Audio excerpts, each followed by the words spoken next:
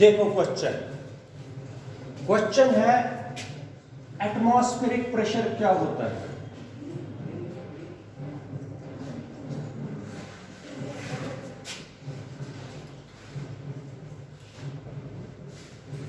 Atmospheric pressure समझ लीजिए। Atmospheric pressure अगर मुझे यहां पर इस पॉइंट पर हमें निकालना है, ये मैं डायग्रामेटिकली समझाऊंगा।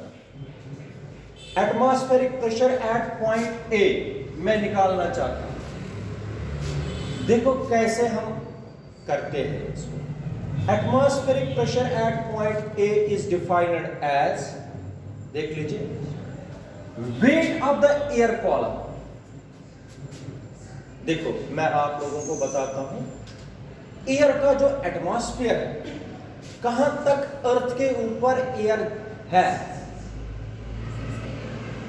जहां तक जितने किलोमीटर तक भी एयर का एटमॉस्फेयर है, जहां तक एयर अवेलेबल है, बात सुनिए, उस वहां तक, इस पॉइंट से वहां तक एक इमेजिनरी एयर कॉलम बनाना नहीं है, आप लोगों को बताना है। इमेजिनरी एयर कॉलम, मैंने इमेजिनरी एयर कॉलम एक सिलेंड्रिकल जैसे लिक्विड कॉलम हमने बनाया था परसों। आज क्या बनाना है, इसमें क्या भरा है, एयर। मगर इस एयर कॉलम का एरिया ऑफ क्रॉस सेक्शन है unit area of cross section. क्या है, 1 सेंटीमीटर स्क्वायर या 1 mm स्क्वायर या 1 metre square, unit area of cross section. और ये एक्सटेंड किया गया है from that point where we want to calculate the atmospheric pressure to the top of the atmosphere, to the. तो जितना इस एयर कॉलम का वेट होगा उतना ही होगा इस पॉइंट पर प्रेशर। क्या होगा, जितना इस एयर कॉलम का उतना ही होगा इस पॉइंट पर। शाबाश, देखो मैं बताता हूं, क्योंकि वेट होता है फोर्स, फोर्स होता है pressure upon area of cross section. हमने क्या रखा, यूनिट 1 हो गया ना, P अपॉन, इसलिए F किसके बराबर आया, P is equal to F upon 1। P किसके बराबर है, हाँ सुनो, atmospheric pressure at a point is defined as the weight of the air column, which is extended from that point to the top of the atmosphere,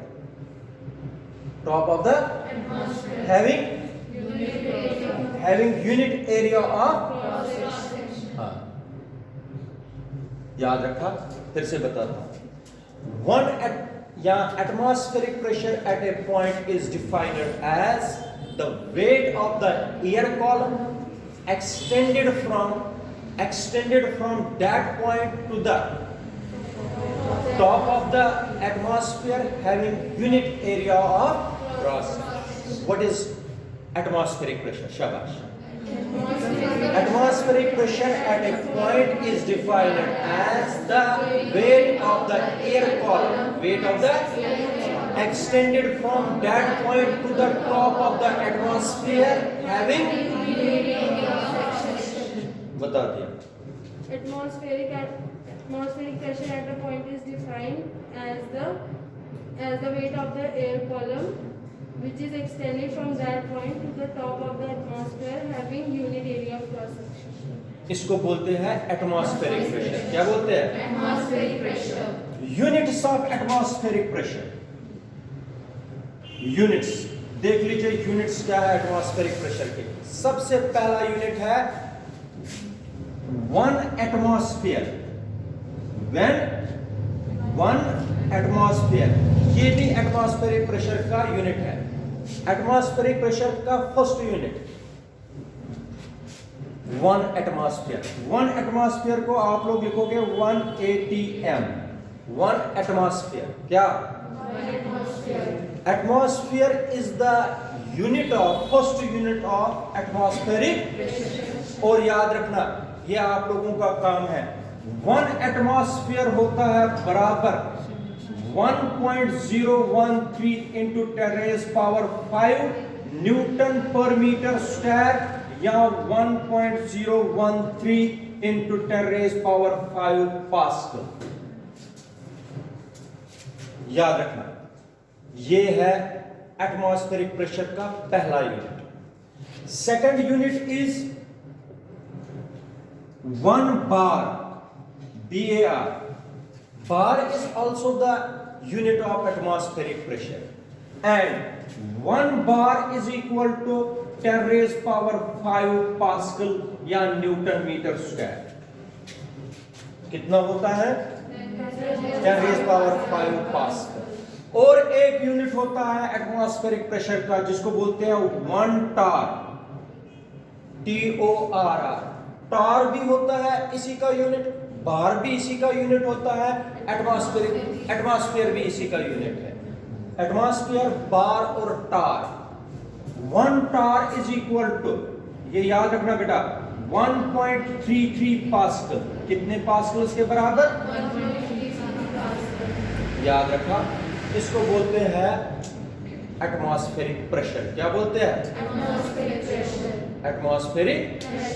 शाबाश, ये short answer एक था।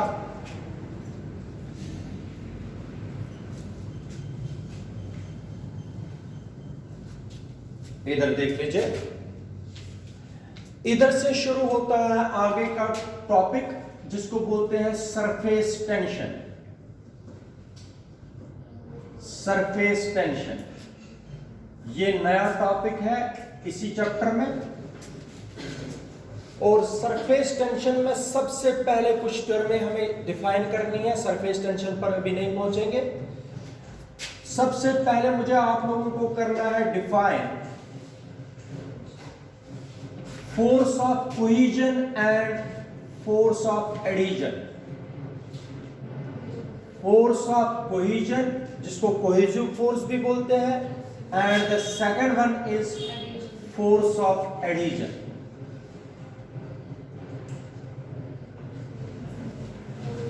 Cohesive force भी बोलते हैं, एडहेसिव फोर्स भी बोलते हैं, और एग्जांपल्स भी मैं दूंगा, आप लोग देख लीजिए। सबसे पहले फोर्स ऑफ कोहेजन, याद रखो सारे। The force of attraction between the atoms of the same substance, between the atoms of the same kind is called force of cohesion. What is force of cohesion? Shabash beta. The force of attraction between the molecules of the same substance, between the molecules of the same substance, उसको क्या बोलेंगे? Force of cohesion. आप लोगों को अभी ये समझ नहीं आया सर क्या बता रहे हैं। जैसे पानी का एक गिलास ले लीजिए, पानी के मॉलिक्यूल्स क्या है? उसमें एक होगा, उसमें लार्ज नंबर ऑफ मॉलिक्यूल्स होंगे। उन लार्ज नंबर ऑफ मॉलिक्यूल्स के बीच में जो फोर्स ऑफ अट्रैक्शन है उसको बोलते हैं कोहेसिव फोर्स। क्या बोलते हैं? The force of attraction between the molecules of the water is a शाबाश। मरकरी आप लोगों ने देखा है? अगर हम उसको तोड़ने की कोशिश करते हैं बड़ी मुश्किल से टूटता है। अगर टूट भी गया, अगर हाथ पर वो दो होंगे ना, वो जल्दी से फिर से मिल जाते हैं, फिर से एक बनता है। पता है किसकी वजह से? Cohesive force. कोहेसिव दो मरकरी के ड्रॉपलेट्स एक होते हैं, किस फोर्स की वजह से? शाबाश बेटा। The force of attraction between the molecules of the same kind, between the molecules of the same substance is called a cohesive force. For example, the force of attraction between the water molecules is a cohesive force. Is a cohesive force. The force of attraction between the two droplets of mercury, उसको क्या बोलेंगे? याद रखा। एक होता है cohesive force को force of cohesion भी बोलते हैं, एक होता है फोर्स ऑफ एडिशन। याद किया करो, यहां पर ही बार बार याद करने की जरूरत नहीं है। फिर इसको force of adhesion. Force of the force of attraction between the molecules of the different substances is called force of adhesion. अब आप लोग बोलोगे force of adhesion क्या है? इधर देख लीजिए, ईशा बोर्ड की तरफ देखो, मैं बोर्ड पर लिख पाता हूं, इधर देखो, मैं बोर्ड पर लिख पाता हूं, बोर्ड पर जिससे मैं लिख रहा हूं ये मॉलिक्यूल्स है इंक, मॉलिक्यूल्स ऑफ इंक, उन्हीं से मैं लिख पाता हूं। लेकिन बोर्ड में जो अपने मॉलिक्यूल्स है वो तो मॉलिक्यूल्स ऑफ वुड, और इसमें कौन से मॉलिक्यूल्स है बोर्ड में? वुड या कोई और मटेरियल, मगर जिससे मैं लिखता हूं वो कौन से मॉलिक्यूल्स है? ये अलग है, वो इनके बीच में, तभी तो ये मैं लिख पाता हूं जब इनके बीच में फोर्स ऑफ अट्रैक्शन, अगर नहीं होती तो कहां लिख पाता? The force of attraction between the molecules of the different substances, that is the molecules of the ink and the molecules of the whiteboard, क्या है? Adhesive force. आप लोग फार्म पर पेस्ट करते हो अपने फोटोग्राफ, वो किस फोर्स से चिपक जाता है? फेविकॉल के मॉलिक्यूल्स में अलग मॉलिक्यूल्स होते हैं और पेपर मॉलिक्यूल्स अलग है, उनको पेस्ट करते हैं molecules of the different substances में, बीच में अट्रैक्टिव फोर्स होता है, इसलिए हम इस पर वॉल पुट्टी करते हैं दीवार पर। अगर एडेसिव फोर्स नहीं होगा ये कभी चिपकेगी नहीं इसके साथ, समझ आया? तो this is the force of adhesion between the wall putty and the wall. ये क्या है? समझ आया? एडेसिव फोर्स में सेम मॉलिक्यूल्स के बीच में फोर्स ऑफ अट्रैक्शन होती है कि डिफरेंट मॉलिक्यूल। समझ आया बेटा? This is force of cohesion and this is force of adhesion, but with examples, शाबाश। The force of attraction between the molecules of the same substance or same kind is called force of cohesion. Force of cohesion is also called cohesive force. Examples of cohesive force, एक minute, अगर मैंने पानी का गिलास लाया, पानी के molecules के बीच में कौन सा फोर्स हो गया? मैंने पानी पी लिया, लेकिन जब मैं उस गिलास की तरफ देखता हूं, गिलास के अंदर जिसमें आप लोगों ने पानी लाया था, ड्रॉपलेट्स चिपक गए हैं गिलास वॉल के साथ। समझ आया? वाटर मॉलिक्यूल्स किसके साथ चिपके हुए हैं? वो कौन सा फोर्स है? तुम लोगों को एक और एग्जांपल बताते हैं। शादियों में क्या करते हैं हम?